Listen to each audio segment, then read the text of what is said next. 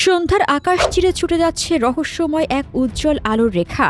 কখনো মনে হচ্ছে উল্কাপাত, আবার কেউ কেউ ভাবছেন ভিনগ্রহীদের কোনো যান বা ইউএফও। সম্প্রতি কক্সবাজার থেকে মাদারীপুর, দেশের দক্ষিণ ও দক্ষিণ পশ্চিমাঞ্চলের আকাশে দেখা মেলে এমন অদ্ভুত দৃশ্যের।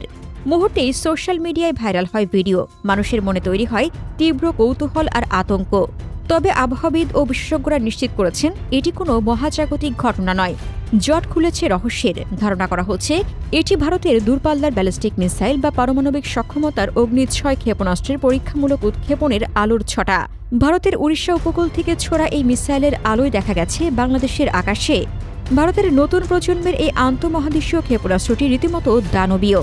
এর পাল্লা 10 থেকে 12,000 কিলোমিটার, অর্থাৎ এশিয়া ছাড়িয়ে ইউরোপ, আফ্রিকা বা অস্ট্রেলিয়া পর্যন্ত আঘাত হানতে সক্ষম এই মিসাইল। এতে ব্যবহৃত হয়েছে অত্যাধুনিক MIRV প্রযুক্তি, যার ফলে একটি মাত্র মিসাইল থেকে একাধিক পারমাণবিক ওয়ারহেড আলাদা আলাদা লক্ষ্যবস্তুতে নিখুঁতভাবে আঘাত হানতে পারে।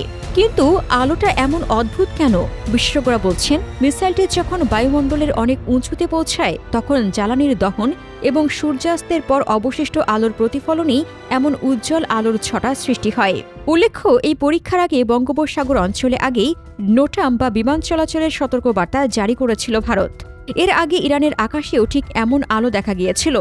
সামরিক বিশেষজ্ঞদের মতে এই সফল পরীক্ষার মাধ্যমে আমেরিকা, রাশিয়া ও চীনের মতো হাতে গোনা কয়েকটি দেশের এলিট ICBM ক্লাবে নিজেদের অবস্থান আরও শক্তিশালী করল ভারত।